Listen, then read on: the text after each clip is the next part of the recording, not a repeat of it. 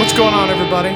Welcome to another edition of Acts of Creation. Now, recently we kind of delved into some drop D ambient chords and melodies. And to do so, we kind of dug in on a particular string set and we used some scale fragments and we explored the sound, color, texture of D minor. And I wanted to follow that up and continue that modal exploration by digging into everybody's favorite Phrygian mode, which is what you heard at the beginning of this video. So we did so by choosing a particular string set and by using scale fragments. So we're going to talk a little bit about that, talk about those scale fragments and some of the chordal ideas that we can dig into, okay? So before we jump in, I am in a drop D tuning. Down in the description below, you can find a link to the tabs. So, brief talk about some theory stuff and what Phrygian mode is in relation to, say, the D minor mode that we did last time, okay? So we did D minor last time, and the string set we did was the 4th string and the 3rd string. So if I look at D minor, just that little scale fragment, that's where we are right there. So it's 12, 14, 15, 12, 14, 15. And if we're calling this 1, we're gonna go 1, 2, flat 3 or a minor 3rd, 4, 5, flat 6 or a minor 6th, okay? So the difference between D minor and D Phrygian is actually only one note, and that's the 2nd note of the scale. Rather than having a whole step, D Phrygian is gonna have a half step or a minor 2nd.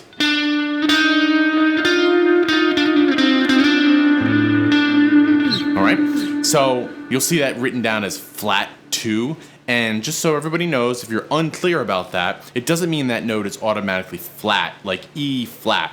This particular key, it happens to do so, and this is where some of the language of music can get confusing, right? Flat 2, flat 3, flat 7, all that means or indicates is that it's a minor interval, right? Real quick, what do I mean by that? If I'm playing A, the next letter of the alphabet and the musical alphabet would be B. That would be a 2 or a major 2nd, right? So if I go up 1 half step, that would be B flat, right? The next letter is still B, but it's B flat, okay? And that would be your flat 2 or a minor 2nd. Again, coincidentally, it's got a flat in it, but that's not always the case. If we were in B Phrygian, it would be BC.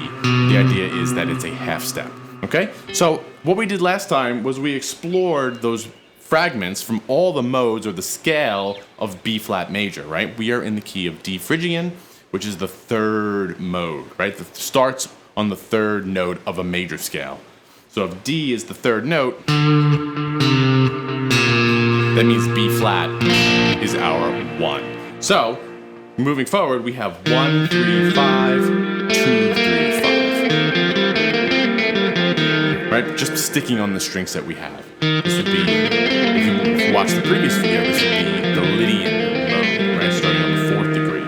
We come here, nothing but whole steps. 3, 5, 7, 3, 5, 7. That would be the Mixolydian mode. Here on G, we have minor.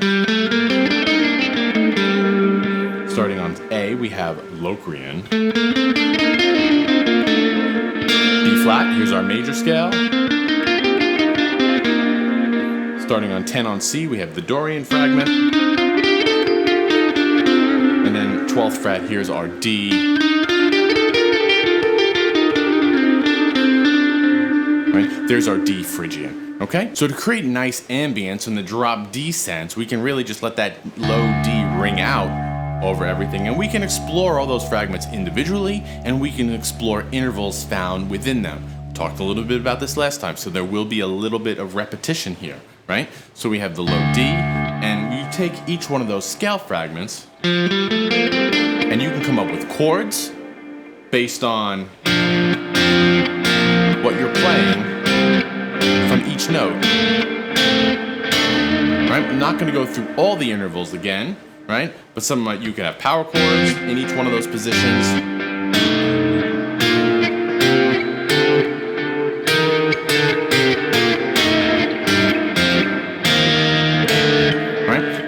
fourths, which are the same. My particular favorite to do in this type of exploration are the seconds. Seconds tend to be very expressive, right? And we can cross string, and you'll find these in a plethora of music, right? But if, for instance, I'm playing 7, 3, right? I can follow the whole scale.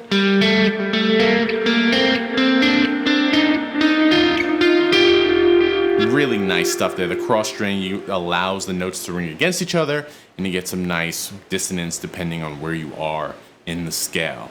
Okay? A couple of other things you can do to explore besides just those scale fragments, right? You can talk about triad pairs. You see this a lot in jazz, not so much metal, but the concept is kind of there, and that's how I came up with some of these chords that you can kind of dig into a little bit. The basic concept is you would take two of those scales, two of those chords that are found within the scales right next to each other, right? We're in the key of B flat. Your 4 chord is E flat, your 5 chord is F, right? So I can take an E flat chord and an F chord and play those two triads, and you really get a strong Phrygian vibe out of that, right?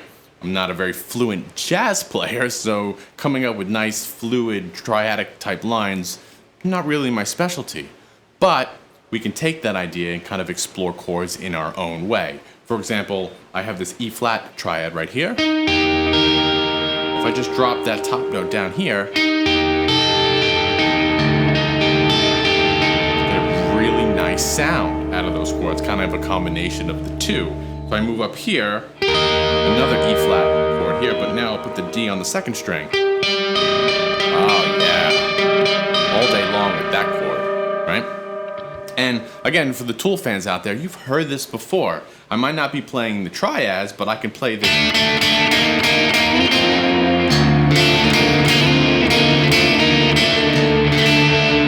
You've heard that sound before, and that's kind of where it's coming from, because you would have D, E flat, F right there.